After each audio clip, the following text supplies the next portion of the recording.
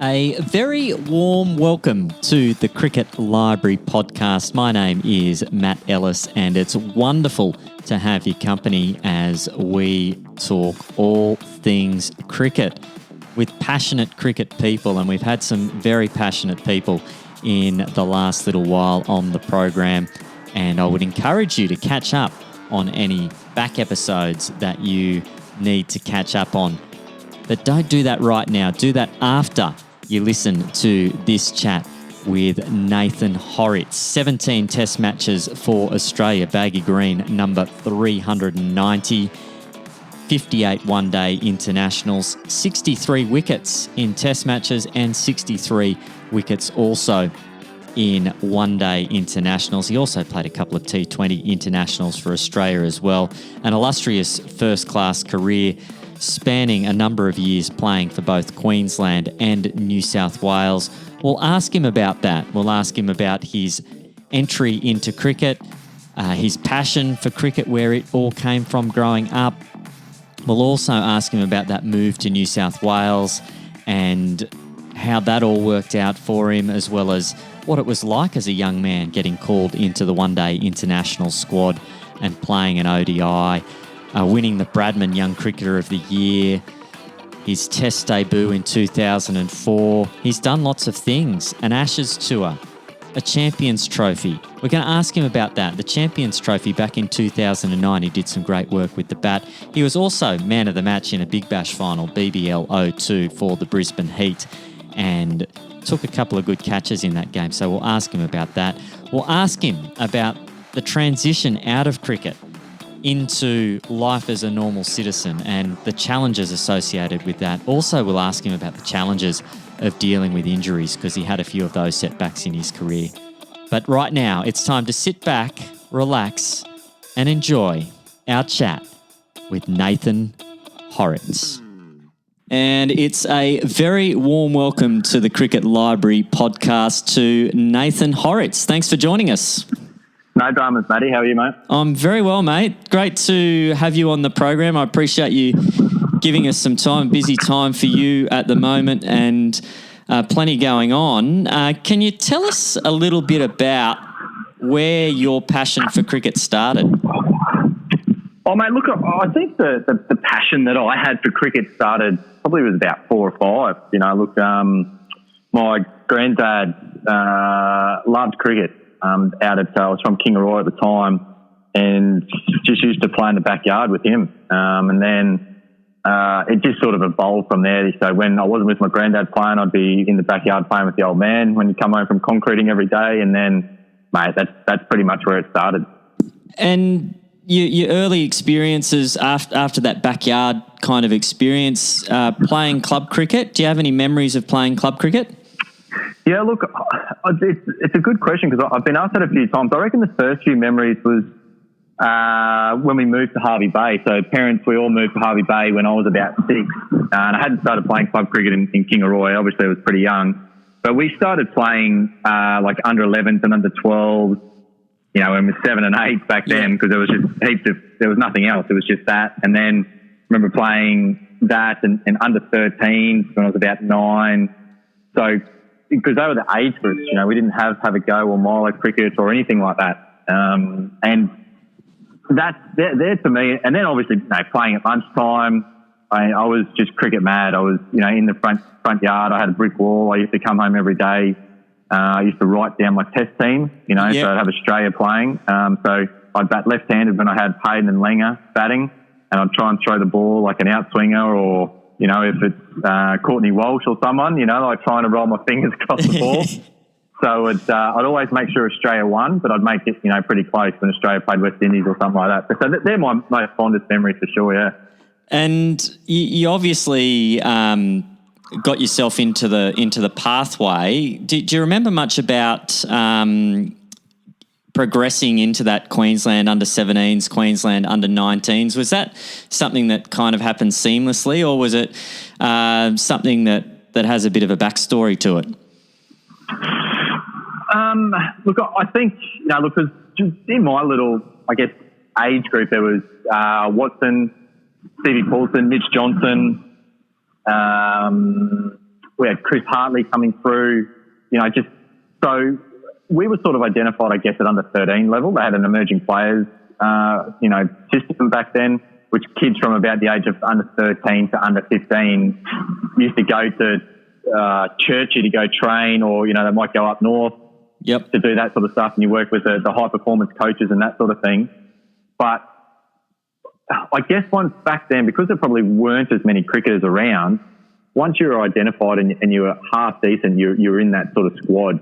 And then, once you got picked, from there, just because you're in the emerging player squad didn't mean that you're going to make the Queensland 14s or 16s or whatever it was. I think the year I made the Queensland under 14, we went to New Zealand and I scored, 400 or 500s and took a lot of wickets.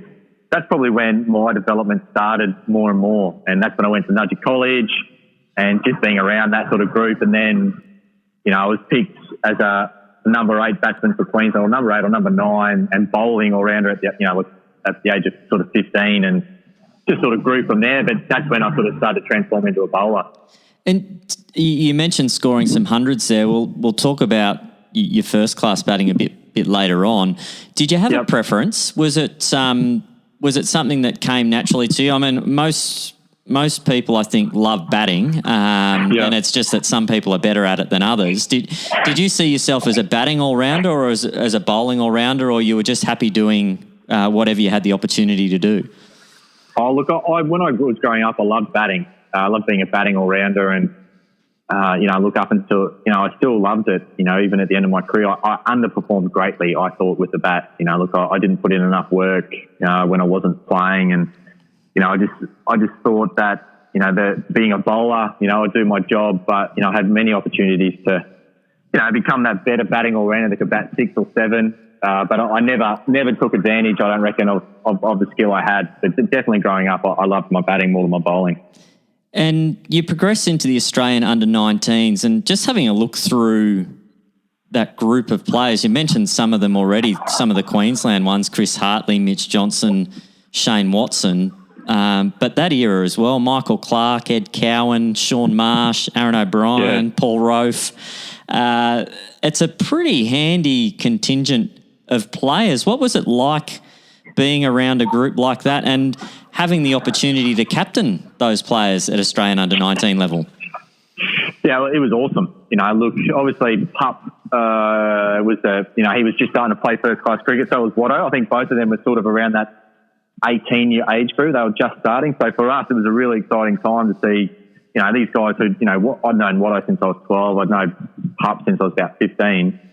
Seeing these guys play first-class cricket was just amazing. And back then, Shaun Marsh, he batted exactly the same way as what he does now. He was just amazing, look, and it was a great feeling. And having Mitch come through, this wild kid from, North Queensland, we didn't know much about, and, it was Dennis Lilly, and I just remember how fast he used to bowl back then. It was just pretty scary. And look, even guys like Ed Cowan, he was a very good cricketer. He was a great cricketer when he played as well, but going on to play more back then, we underachieved, I think. Look, we got to the semi-finals of the Under-19 World Cup, but it was over in Sri Lanka, and every team that bowled spin, we just could not play. And I don't think too much has changed in 20 years or whatever it is, but it was a lot of fun playing back then, and a lot of great memories. And you have some time at the Cricket Academy as well. Is that right? Yeah, I went there. I think it was 1999. So straight out of school. Look, Watto was there, Mitch was there, Andrew McDonald, Hartley, Vogue, Andrew Kent. That's just to name a few. There was so many good cricketers because back then the academy was just for about, probably 14 or 15 cricketers. So it was and Rod Marsh was running. It was Wayne Phillips and Troy Cooley. Yep. And it was seen as, just a great stepping stone. If you got to go to the academy, it's pretty much something that you want to grow up for as a kid. It was just the be-all and end-all of cricket growing up was to be part of that academy. So I remember growing up collecting cricket cards from guys who went to the academy. Like Quentin Perrin was one of them. And, it was just, when I was growing up, I was like, I want to go to the academy. This is something that I want to do. And get that invitation was awesome, and you know, you look, because you're doing cricket 25 hours a day. Yeah. You know, so Just living and breathing it, living the dream. Yeah, mate, it was awesome. It was great. And just an individual honour that came around that time as well, a couple of years later, the Bradman Young Cricketer of the Year award. What did something like that mean to you as a young guy, winning that Bradman Young Cricketer of the Year award? Look, it was obviously a great honour, to get that award. You know, there's some great people before me that have received the award. I think sometimes, though, like as a young kid, when you get that sort of stuff, you start to think you're a little bit better cricketer than what you are, if that makes sense. Yeah. And my game, being a spinning all-rounder, more of a spinner in the one-day format, I had so many things to fix in my game. It'd probably be a blessing to not get that award, and think, okay, look, I need to play in a side, or the coaches need to pick me, all that sort of stuff. Yep. But it was definitely a great honour to get it. Look, I think these days it's obviously completely changed how the voting works and that sort of stuff for it. But I've still got the bat and all that sort of stuff, and I appreciate every day with it. And breaking into first-class cricket, you make your Mercantile Mutual Cup debut January 2001 against Victoria. Pretty tidy return, none for 38 off your 10 overs there. Matty Elliott for Victoria. He made a couple of hundreds against Queensland that summer. He did, back to back, Very, very tough assignment bowling to someone like him first up. Can you tell us a bit about the lead up to that game, how you prepared yourself for first class cricket and what you were feeling around that time? Well, I was actually in Bangladesh touring with the academy side, so I was captaining that side. Hauritz was over there, Wayne Phillips was coach, and we were just literally... We were staying in a place, I can't remember the place, but there was no power. So we had candles as lights and all that sort of stuff. And I remember coming down to breakfast one morning and Wayne Phillips said, as he does, mate, you've got to, I can't swear, but he said, mate, you've got to F off out of here. I'm like, what do you mean? And he goes, mate, you've just been picked to Queensland, well done. So, so I literally played that day and then flew out, I think, from memory that night. Got in, started training. It was all a whirlwind. Look, it was just, because when you're first playing, people interviewing you and that sort of thing back then.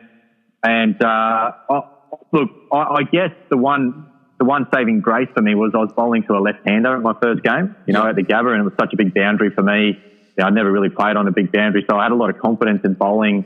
I knew who Herbie was. I'd watched him on TV, but I'd also, been told he's not the greatest player of spin. Yep. So I was able to do a job. James Hope made his debut that game as well. He took 4 for 30-odd. Yep. That was the start of his career there. So that were the last 5 games that year for Queensland, and took a couple of wickets in a couple of the games. But, it was just a great experience to be around the boys and, play first-class cricket the next year. And that first-class career starting in October 2001, you got the chance to pile on a few runs. You and Ashley Nofke put on 105. You're batting number 10. Did that help coming in and getting runs in that first game? Did that kind of help ease the nerves a little bit? Can you tell us a bit about that? Oh, maybe, because look, batting 10, I think the hardest part I found was when you're batting so low, you start to think of yourself as that type of batsman. Yeah. And you sort of train that way. But, I remember playing and I remember saying to Noffers, I'm going to charge Warney first ball just because, it was Warney. I didn't hit him. I tried to, get on top of him. But as Warney did, he was quite dismissive to someone like me coming in. Yeah. But the wicket, the wicket, it was back in the day when you play the 4-dayer, then the next day you play the 1-dayer. Oh, so yeah. The wicket so the wicket was still in pretty good nick the whole way through. And look, I got Armberger out for my first wicket. Yep. So that was, a great feeling to get him at court mid on. And, it was just a nice thing. You work your whole career to get that opportunity and to, play. Queensland was a great setup back then. To get that opportunity was fantastic.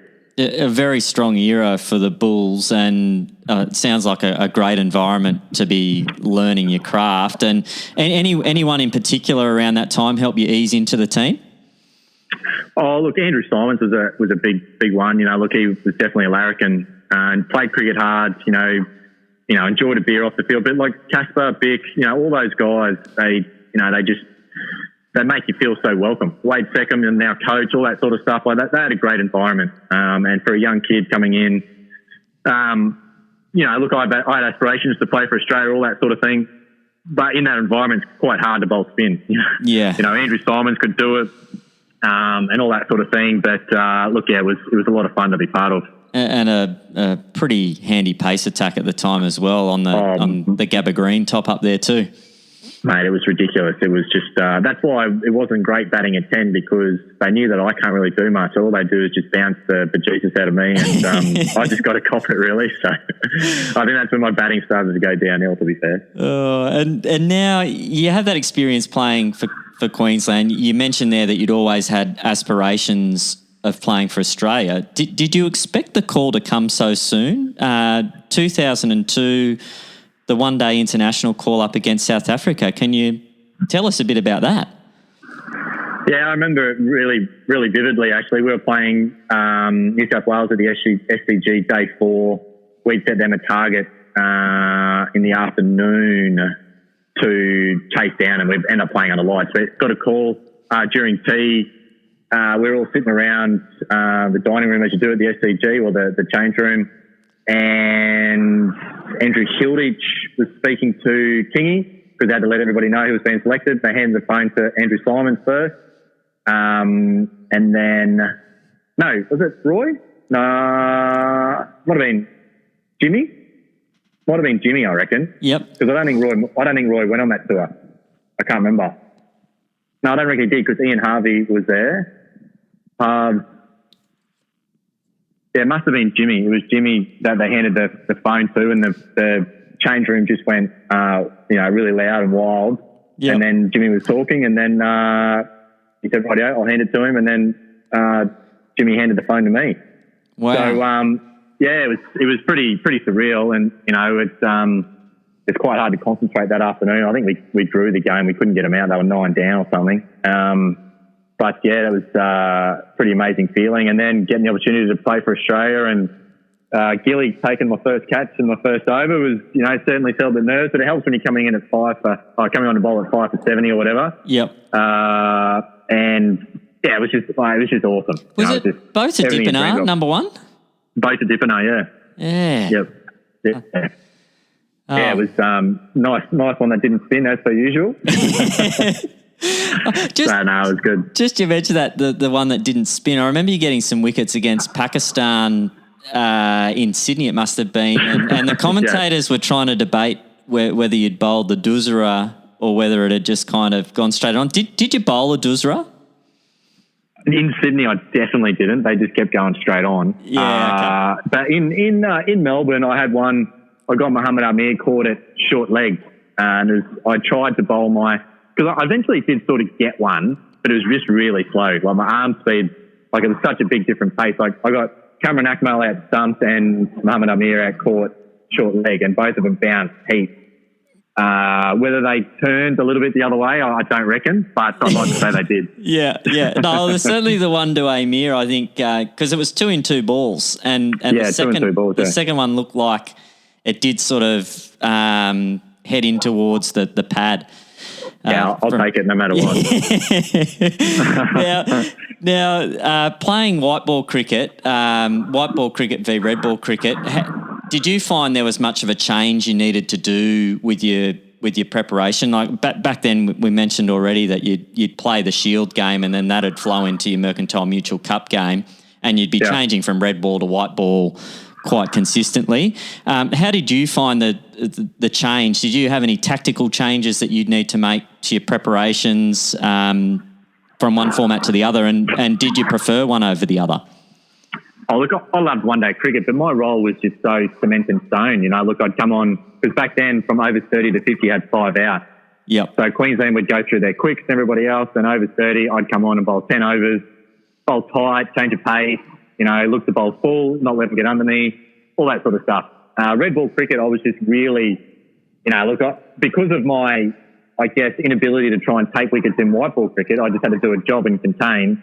When I got to red ball cricket, I wasn't good enough to consistently land the ball in a spot, spinning the ball hard every time. I'd fall into bad habits. And that's what got me into a really bad state playing for Queensland when I was young. Yeah, okay. But you do end up progressing to Test cricket. You go on the India tour. Yep. I think you and Cam White were the two extra spinners. Warney was expected to do the lion's share of the work over there, and it was. Is it correct in saying they were kind of viewing that as a bit of a development opportunity for you and Cam? Yeah, and that was what was passed on. Look, if the possibility happens that we play two spinners, look, it'll be very rare if we do, but you'll always be in the framework, I guess. So for me, it was just more about staying fit, training hard, bowling to everyone in the nets, and just being a good team man. And how was India as a place to play cricket? It was good. Look, it was a lot of fun. I enjoyed bowling in the nets. Look, I remember I remember one net session vividly against Justin Langer. I reckon I got him out about 6 times in the net. Wow. And I was giggling one time because it was such a bad shot. I didn't mean to giggle. I don't even think I giggled. I think I might have just had a smile because I was like, because I bowled to JL before and he's whacked me everywhere. Yeah. So when I was bowling to him and he just sort of said, "What are you effing laughing at, you little prick?" I've brought that up a few times with him. But no, look, it was good. It's a great place to play cricket, and I would have loved to have played a lot better when I had the opportunities over there. And that's what I mean. Look, my game wasn't ever up to scratch to be good enough. It was good enough in periods, but not good enough. Like Gaz Lyon, he can bowl the same ball in the same spot, 80 times, 90 times out of 100. And really in India, that's what you need to be doing, because as soon as you miss your length, miss your pace, they're on top of you straight away. Yeah. And that game, that first test, you get called into the side. How much lead-in time did you have knowing that you were a chance of playing in that game? When I made my debut, or when I didn't, just the first test? When you actually made your debut, in Mumbai. Punter told me at breakfast. So, because I was batting beside Warney, I think, and he went forward to a ball, hit him on the end of the thumb, and as Warney does, he carries on a little bit, and he's like, "Oh, I think I've just broken my thumb." Anyway, so I just kept bowling, and at this stage too, I had actually cut my finger because I'd bowled that much. Oh wow! With those balls, so those balls, they were so hard, because I was always bowling, and look, as spinners, about the only injury that you really ever got was just a bad cut on your finger, which does make it hard to hold the ball. And back then, we had no idea what to do. Sorry, big shot going past. Had no idea what to do with regard to glue or tape or anything. So punter's like, "Mate, just stop bowling now. We don't know what's going to happen tomorrow with Warney. We don't need you to make your finger any worse," all that sort of stuff. I'm like, "Yeah, sweet." So I reckon I bowled for about another hour because I just started to get a bit more nervous. I wanted to feel good. Yeah.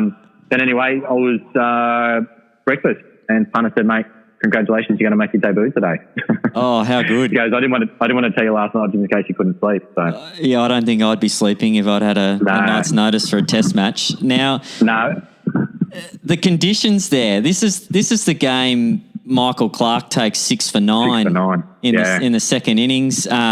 Your returns are pretty good too. Like you take 3 for 16. You get a couple of big wickets. You get Laxman and Tendulkar, who'd both made half centuries in that. I think that might have been in their second innings.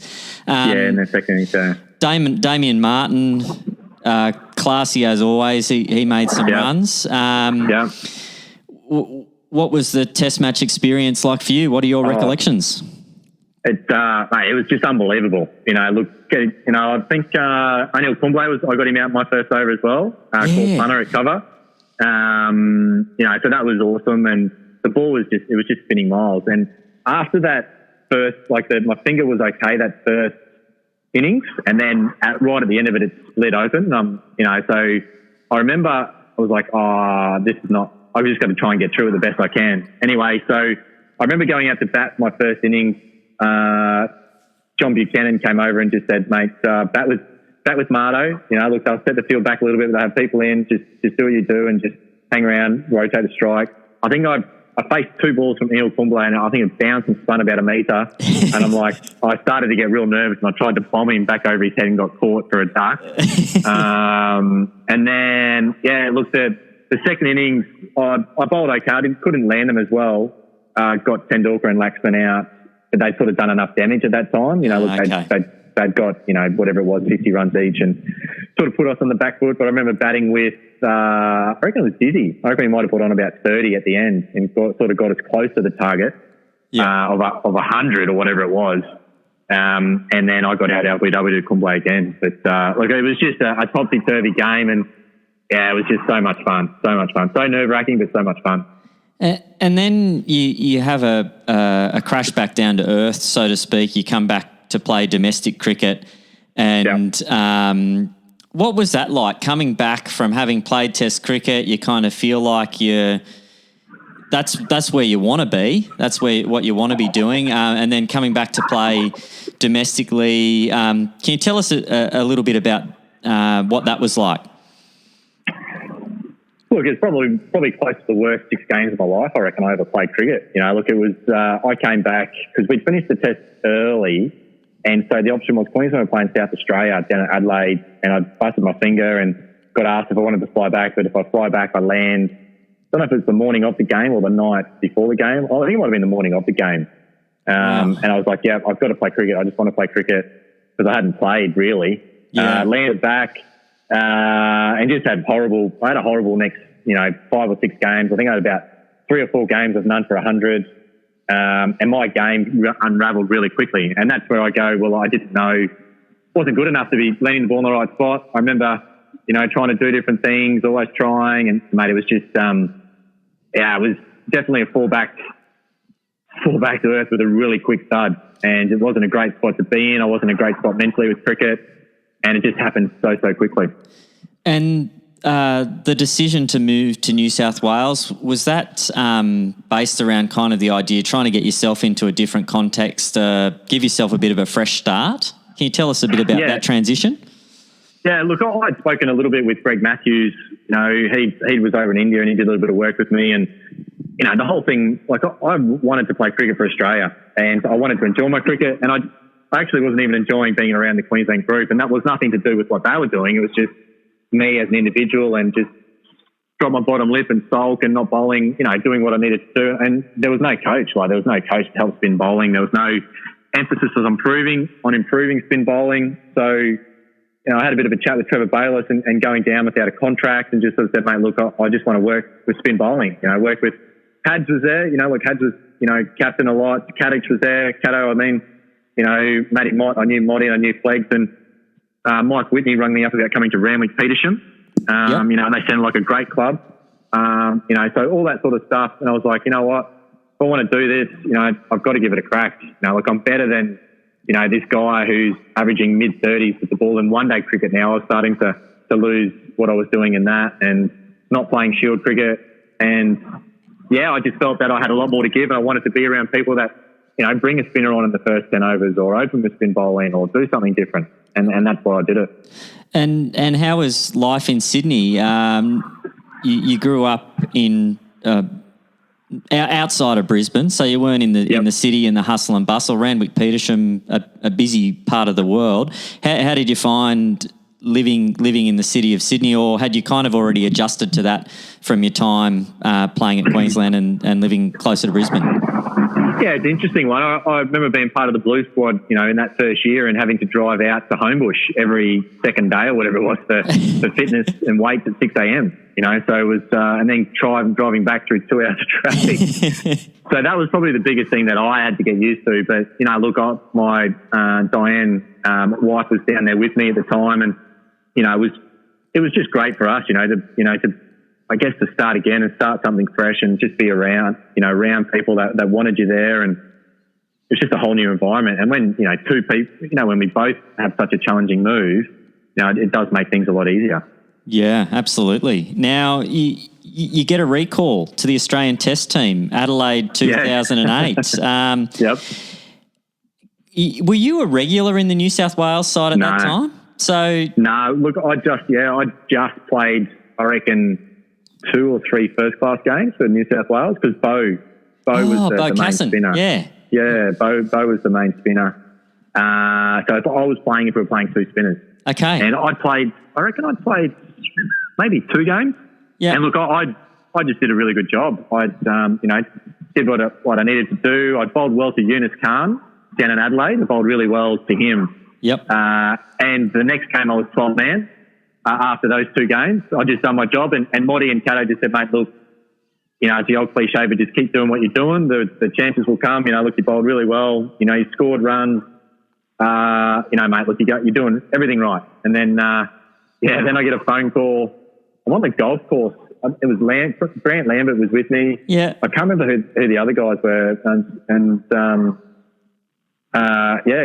Digger rang me and said, mate, we're picking you for Adelaide spinner. How good. I'm like, what? Yeah. So, that was the Boxing Day. That was the follow up. Oh, yeah. It was after Pete Forrest's dad's funeral.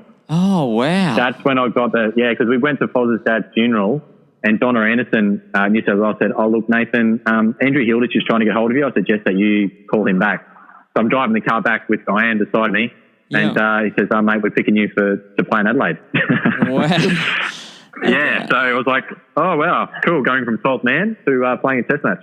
Just an amazing turn of events. And then then you're on the South Africa tour after that. You don't play any test matches over there, but you get the chance to play in the ODIs. And then before you know it, 2009 Ashes roll around.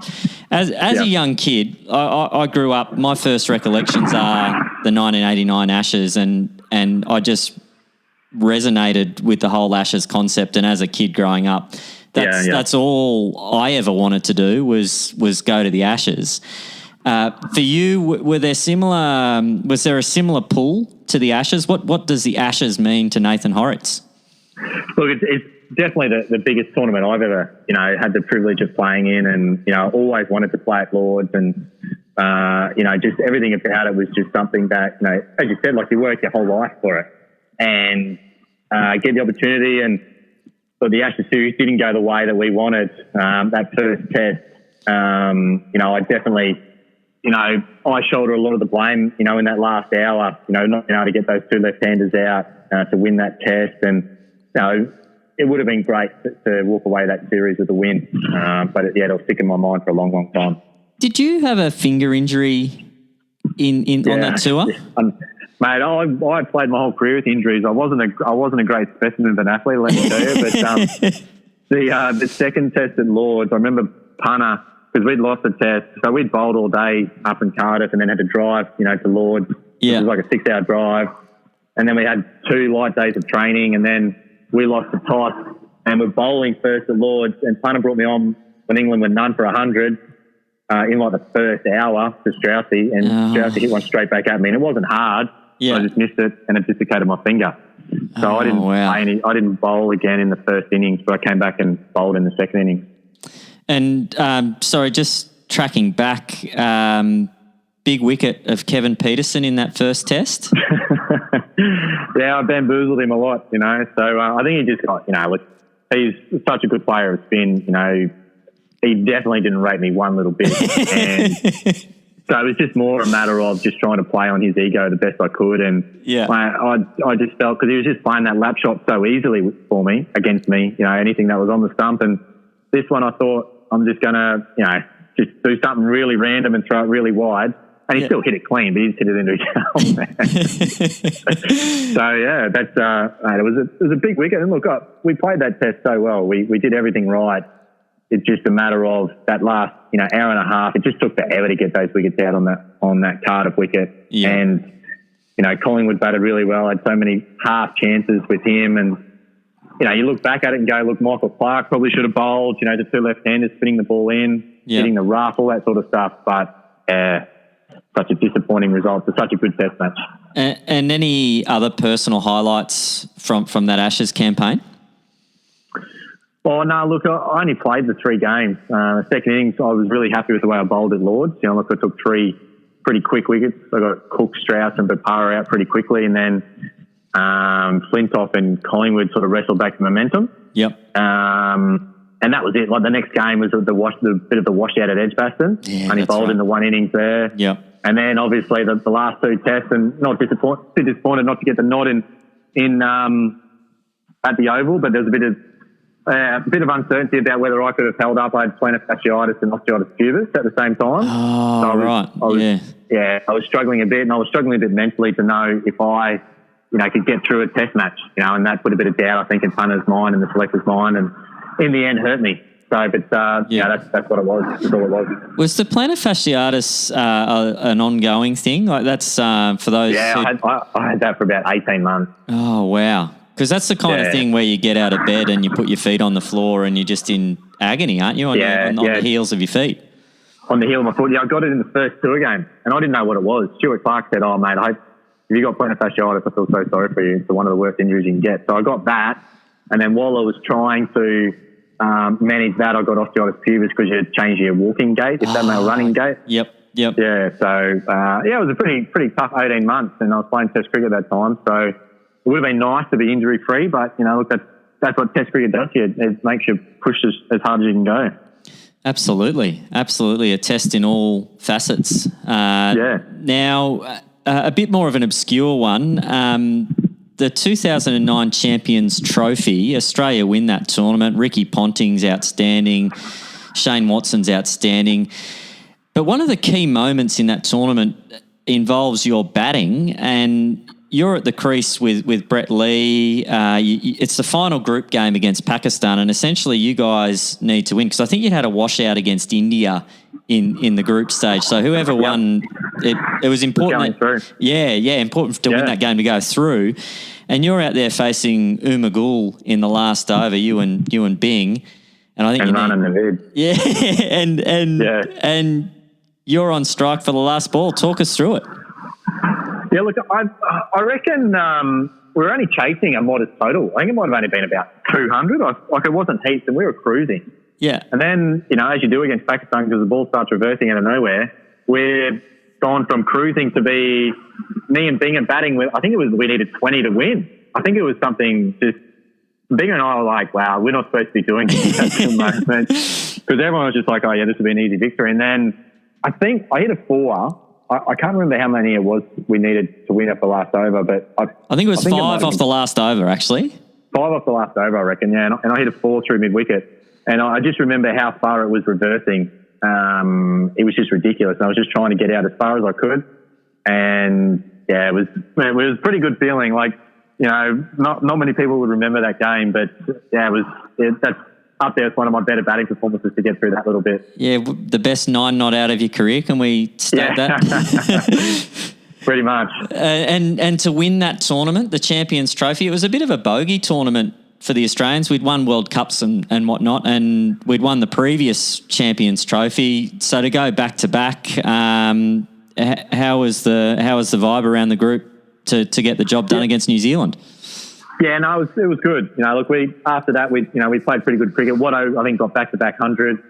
We played on some pretty good wickets, and look, we played a very good game against New Zealand. We bowled first and bowled really well, and then look, what I think Punter might have got wrong, I can't remember, but Watto did the job and blitzed them. Looking, it was a great finish to the tournament, and it was a bit of a different tournament. It's only over 2 weeks or whatever, but obviously 2020 cricket has taken over that, and so it should be fair, yeah.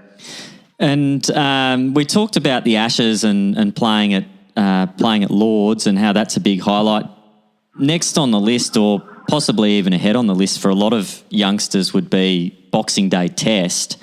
And 2009 was a really good one for you. Can you tell us about the whole Boxing Day experience and batting as a night watchman in a Boxing Day Test?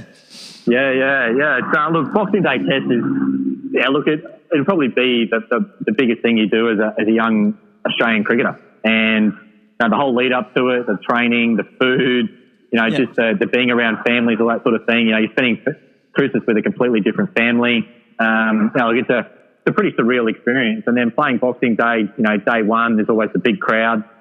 There's always 60,000 plus, so it's quite loud. And then night watchman. I remember I was padded up, so Pup told me to go pad up. There was 10 overs to go because I hadn't. So he said, look, go pad up. And then so we were there, and then someone got out. I can't remember who it was. got out with, it was like 5 overs to go. So it was still a fair while to go. Yeah. And Pup was humming and hurrying what to do. And I was sort of there, gloves on, helmet on. What do you want me to do? What do you want me to do? And then they said, you go, Ritz, you go. So anyway, I went out to bat. I was batting with Huss. Yep. And, look, it was pretty cool going out there, to face. Huss said, mate, you make sure you face most of the deliveries, eh? I'm like, yeah, no dramas. So Muhammad Amir bowling mid-140s. And, look, it was just, I got through it. And then I survived the next day. I survived a run out. Almost got run out. And then it was just a lot of fun. Look, I just backed myself, played, the wicket was really flat. I just played the way I do and got a bit of luck here and there and made some runs. 75 in a test match, Boxing Day test, one you'll remember. You got some wickets as well in that game. Just a happy time. And going into that Sydney test as well, I think you got your best numbers in a test match, a fifer there in Sydney, the test match after, is that right? Yeah, look, the Sydney test match is the one with obviously the asterisk on it. Look, it was definitely a test match that, Ricky opting to bat first on probably the greenest wicket you'll ever see in the world. It almost came back to bite us, but he always kept saying, look, if we can get to a lead of 180 somehow, we'll win the test. And look, Pakistan got out and, look, I didn't really bowl any amazing deliveries, but they just kept getting out. So, look, it's a fifer, asterisk against it, but I'll take it for sure. Absolutely. And 2010, you tour India again, your last test tour. What was it like going back to India? Did you take any learnings out of your first trip over there? Was it any different the second time around? It was just because I'd come home from England with a stress fracture, so in my foot. So the plantar fasciitis and everything had just finally sort of caught up. And so I was playing the one-day tournament in England. I think it was a 5-match series, and I had to come home and I missed the test series. That's where Steve Smith made his debut in that series. Yep.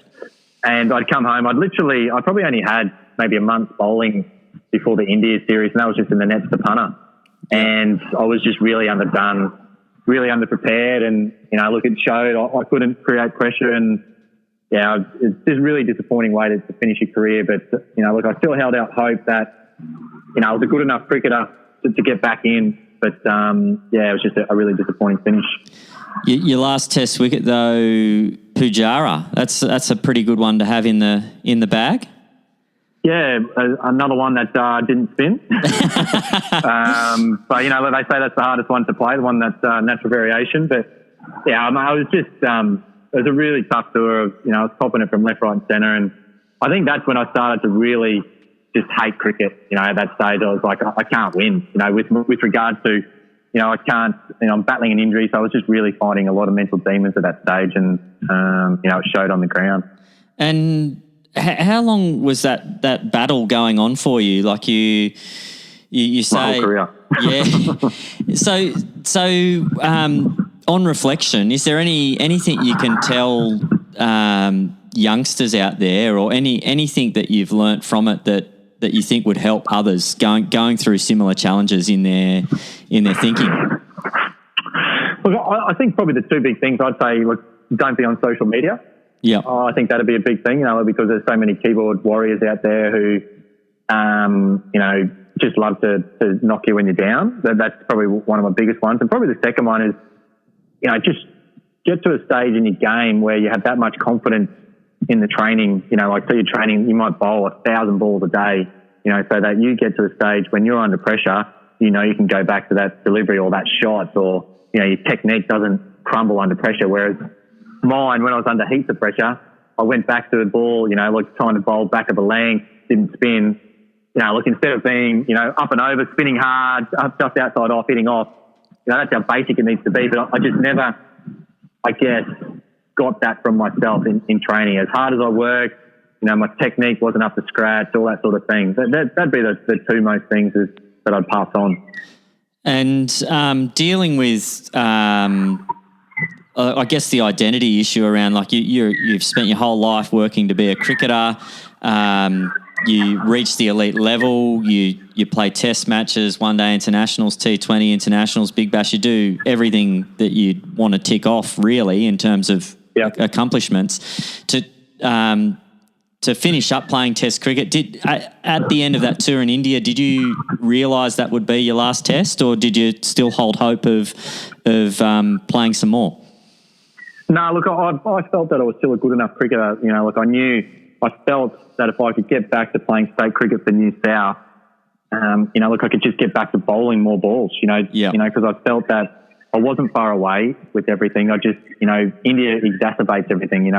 A 4 sounds like it's gone for 10. A good ball goes for 12.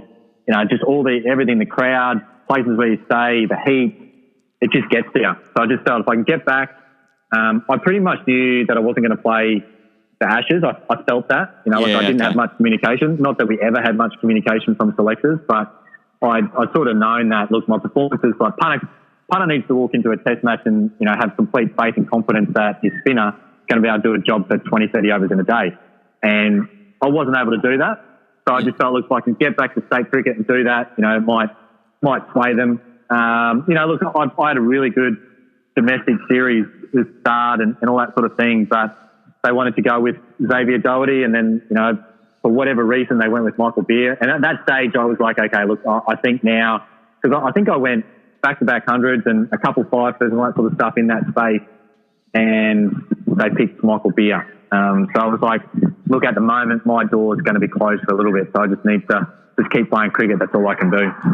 Yeah, that was a breakout summer with the bat for you. 146 against South Australia at the SCG. Backed it up with 110 not against Queensland at Blacktown, averaging at just a tick under 50 for the season. And throw in your 19 wickets at 26 and a bit. A lot better than your career first-class numbers. You must have been feeling pretty good about the way you were executing.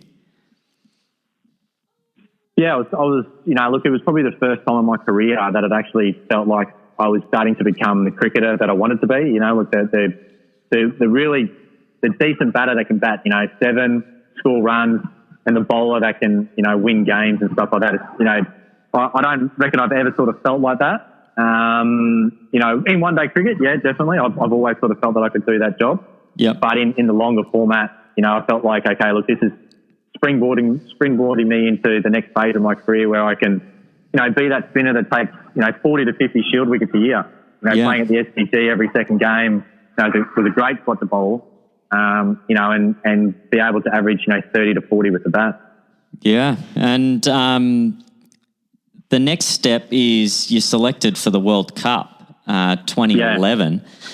And then what looked like a fairly routine piece of fielding, chasing a ball down at mid-off or somewhere like that from memory, you slide to pick up the ball and then your face looked in agony and your shoulder's gone. Can you explain the emotions there? You would have been very excited being in that World Cup squad, chance to play in a major tournament, and then something like that happens. How do you process something like that? You can't, to be honest. I remember, it was a horrible thing, and look, people have horrible. Someone's always got something horrible happening to them, but I felt that you play some consistent cricket, you get your way back into it.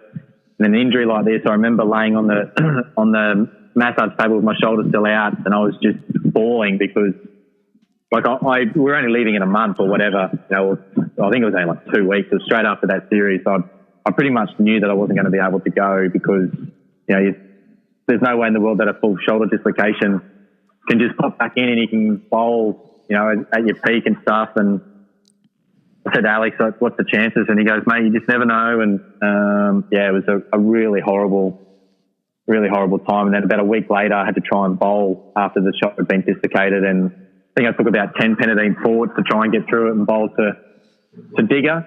Yep. Digger was there. And, it was just no good at all. I was pretty shattered, to be fair. Probably the lowest, probably up there with the lowest point in my career, and still doesn't get any easier talking about it, let me tell you. Yeah, sorry to bring it up. No, it's all good. It's all good. It's part of it. It's fine, yeah. And the Big Bash. Tell us about the Big Bash. That was that's been a revolution for Australian cricket, and you were part of it at the beginning, playing at the Brisbane Heat. Your early thoughts on T20 cricket when it started up? Yeah, look, I guess for me when I first started up as a spinner, I first played for New South Wales and I found it easy, because these batsmen, they had to try and hit sixes and we're playing on these big boundaries and, it was just a completely different game that first year. I was taking wickets. I was like, wow, this is a lot of fun. And we, as New South Wales, we won the Champions League back when they had it. And then when it changed to a franchise, that's when I went up to play for Brisbane Heat. And that's when we knew it was all starting to change then. Because when we first started, it was like, you can have a few beers, a bit of fun, it's not that serious. But then when we went to a franchise, it was like a lot of money invested and, things started to change very quickly. And some success for you. The Brisbane Heat win BBL 02. You take 3 pretty handy catches in that game. You bowl really tightly. You pick up man of the match. Chris Lynn even had a bowl back then too. I remember that conversation with Hauritz because I opened the bowling. So I had a pretty ordinary tournament. I was really struggling. It was just one of those things. So as a spinner, you bowl your first over. If it's a good over, you might get another one. If you go for 9, we had about 7 bowlers. So I might not bowl again that game. I could go none for 10 off the 1 over in the first over or the second over and not come on again. Yep. Unless, at the Gabba or whatever. That's just the way, Hope's your captain. And that's what it was. We had Hope, Christian, we had Kemar, myself, there were heaps of, Gannon and McDermott. We just had so many bowlers that we just couldn't not give everyone a go. And then, I bowled 3 up front and bowled, the first 3 overs of the game and I think went for about 11 or something. Yeah. And then, I remember catching Sauce out on the boundary. Yeah. It was, because I always said to the fielders, because I like fielding in the outer, I've always said, look, you can always hang in 5 metres because it doesn't matter how well he hits it, it's not going to go over your head. And it almost did. He absolutely smoked it. And then, I remember the conversation with Hart. Coulton was batting, and he was their last batsman that could get him close. And Hart was like, well, what do you think? I said, well, to be fair, me putting the ball in, he could just get me. And Lenny could bowl handy little undercutters, keep him cramped, and he did the job, got him caught, and that was it. The rest is history. Yeah, and the semi-final as well there, the Renegades, I think, only lost 1 regular season game that year. And, they did, And you guys smoked them. Was it Pomus Batch who teed up that night? Yeah, Pomus got on an unbelievable run the last 3 or 4 games. It was so dangerous. And he whacked 100. I think we got like about 180 or 200. And they, obviously relied heavily on Finchy, and I can't remember who else they had. Like Benny Roar was having a great season, but we got early wickets, and in 2020 cricket, down there especially, if you get early wickets, it's almost impossible to come back. Yeah, absolutely. And your Big Bash career continues at the Thunder and then finishes at the Renegades. Any recollections of playing at those clubs and your time there?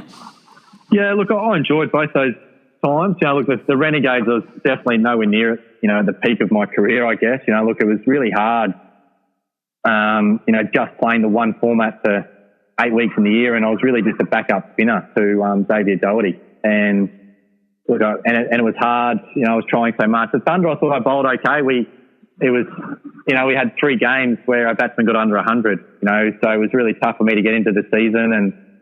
But I enjoyed both those. Stakes was a great coach. I enjoyed playing cricket under Stakes. Finchy was a great captain, and it is what it is in a franchise model these days. You're in, you're out, and you keep moving forward.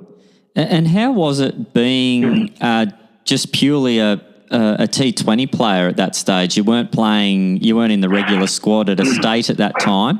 How was it getting yourself into T20 mode for those that Big Bash window? It was really hard, purely for the fact that I had a normal job. So I was working a 9 to 5, real estate job at the time, and that was what I was trying to do. And you're playing a little bit of cricket, you're doing a little bit of training. You really need, if you got 2 Big Bash gigs or 1 Big Bash gig where you can earn a decent amount of money, then you can train all day. that's the life of a T20 cricketer these days. If you've got 2 gigs earning $120,000, that's probably minimum these days. Like you can just train. You can train 6 hours a day. You don't need to. You can study, get it, or whatever you need to do. Whereas when I was there, they were just basic contracts, very minimum, and I couldn't live off them, so I needed to try and work and start forging my career the other way. And moving out of cricket, how has that transition been for you? In one word, horrible. Oh, no. It's better now. No, it's better now. Look, I really struggled mentally. I struggled mentally for best part of I've been out of the game now, I reckon, probably 4 to 5 years, and I really struggled. I had a lot of bitterness towards Queensland, so I felt I still had a lot left to give Queensland cricket. I felt I was still a good enough cricketer to be playing, and they just went a different direction with Jason Flores. And they're allowed to do that. I didn't handle that well. It was just really hard. I had bits and pieces of a degree. I just didn't know what way I wanted to go with my life, and I didn't want to do anything in cricket. But I definitely had moments. I'm not afraid to say it anymore. I definitely had moments of wanting to take my own life. It was really, really tough at the end. I battled depression so severely. I was on medication, I reckon, for about 18 months. And personal life suffered, marriages suffered, all that sort of stuff. It's probably only been in the last, best part of 12 months, I reckon, that I've been able to turn my life around. And, I'm back in cricket now, back coaching, setting up a little a spin academy here in Queensland to help, spin academy / like mentorship to help young kids, young spinners, to handle the pitfalls that I sort of went through, and be a mentor / coach, that sort of thing. I was, before the coronavirus, that was launching May 1. Oh, wow. So the idea, work with just young spinners, have programs for them to work with online, and I was going to travel the state, find, the best 20 or 30 young spinners, working with Sport Core and their Revolution ball and all that sort of thing, and work with them. So 5 months of coaching, 5 months of mentoring, so when they're playing. Because I found that's the biggest thing. When you're actually playing, you don't need a lot of coaching. You just need, a shoulder to cry on, or someone to talk to about cricket. So that's still going to launch, but I don't know. It might be June 1 now. Just have to wait and see what happens in the world, really.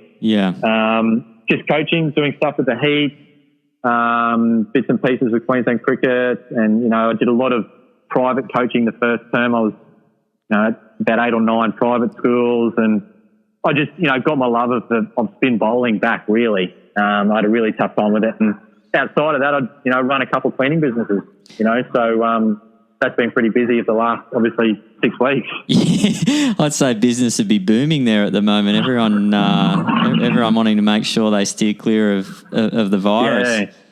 It's funny, look, it's almost like when someone says something about the virus, you get a lot of phone calls, and then a couple of days later it dies down, and, that's what it is. But, I'm seeing a lot of people, I guess on the front line, if that makes sense, battling all this stuff, and, it just makes you, it gives me a great appreciation for the humans in Australia, what they're doing, and around the world, putting their lives really at risk to try and fight this thing.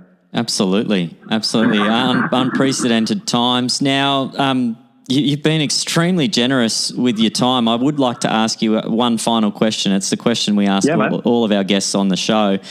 If you could have a net session with anybody, living or dead, past, present, cricketers, rock stars, celebrities, whoever, who would you like to have an hour in the nets with? I know you mentioned you got Justin Langer out half a dozen times in the nets. Would you like to put him through his paces again, or are there some other people there that you might like to line up with for a hit in the nets?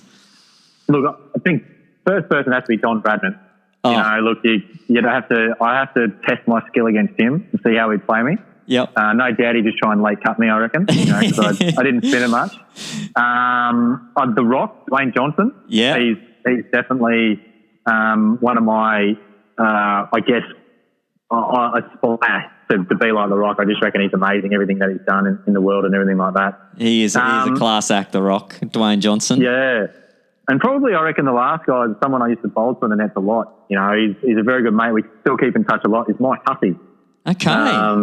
When I first started playing cricket against Huss when I was young, I used to literally get Huss out every time I bowled to him, which was quite strange because, you know, look, he's Mr. Cricket, you know, and and I think what happened was he eventually, because I used to bowl to him in the nets all the time, and it'd be the biggest challenge, you know, and we'd play for dinner or whatever it was, and I could see, so when he played for WA, played for Queensland, get him out or whatever. Then once we toured for Australia for a little bit, I could see how much his game was changing, how much it had changed.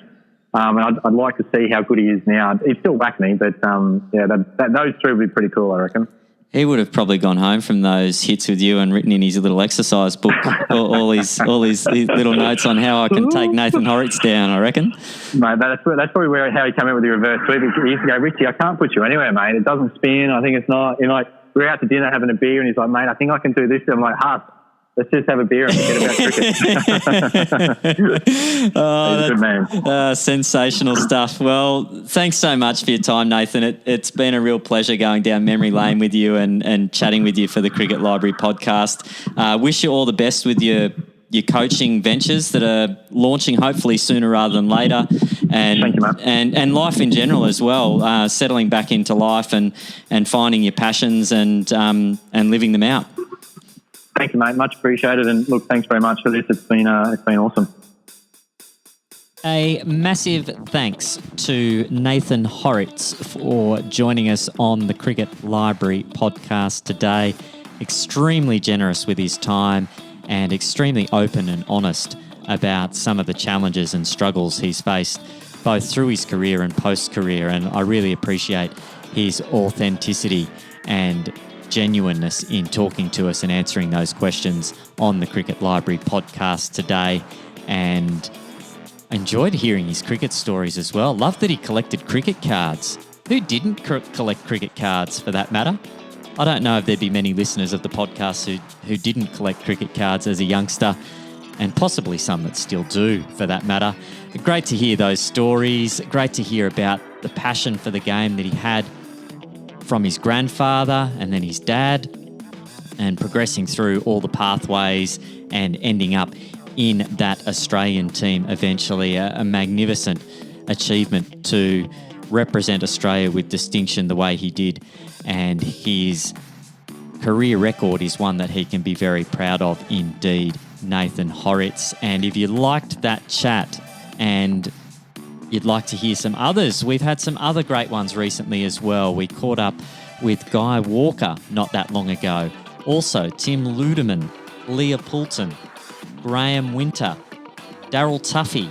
Plenty of big names on the program and plenty of great stories coming out of those chats as well. So please make sure you do take the time to catch up on those. Leave us a review, subscribe to the podcast so that anytime we release something, it can come straight to you. And there are some exciting conversations coming up in the coming weeks and months for you as well. It's time to bid you all farewell. This has been Matt Ellis for the Cricket Library podcast. Thanks for tuning in. Bye for now.